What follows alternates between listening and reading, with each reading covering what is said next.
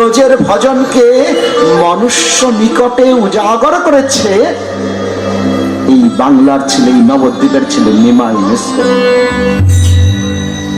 আর যে দুজনের প্রভাব তার উপর রয়েছে, অনেকে স্বীকার করেন, অনেকে স্বীকার করেন না, কিন্তু আমি স্বীকার করি নবদ্বীপে বসে যদি তার পাণ্ডিত্য অর্জন হয়, সেক্ষেত্রে রঘুনাথ শিরোমণি এবং রঘুনন্দনের প্রভাব তার উপর থাকতে বাধ্য। আমি এটা ঐতিহাসিক স্তরে বললাম কথাটা, আমি তার পাণ্ডিত্যের নিরিখে কথাটি বললাম। কিন্তু যদি গৌর না হতো তাহলে পরে কিন্তু ব্রজের ভজন আমরা জানতে পারতাম না। কি বললেন দেখুন, গোবিন্দ আনন্দিনী রাধা, গোবিন্দানন্দিনী রাধা লেখা আছে গ্রন্থে, কিন্তু আমি বলছি গোবিন্দ আনন্দিনী রাধা, গোবিন্দ মোহিনী, গোবিন্দ সর্বস্ব সর্বকান্তা শিরোমণি। ব্যাপারটা কেমন একটু বলি।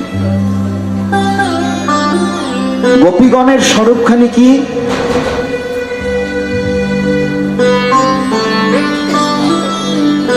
গোপীগণের স্বরূপখানি কি?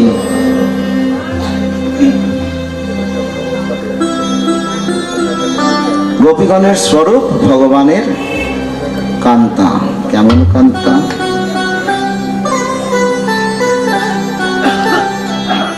যেমন তেমন কান্তা নন, সমর্পিত কান্তা। বলছে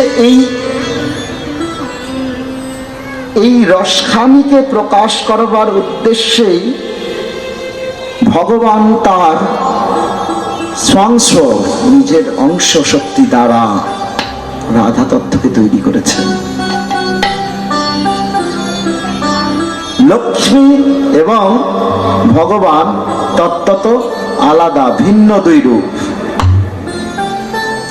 লক্ষ্মী এবং ভগবান তত্ত্বত দুটি ভিন্ন রূপ, কিন্তু রাধারানী ভগবান তত্ত্বত ভিন্ন রূপ নন, একই স্বরূপ, একই স্বরূপ।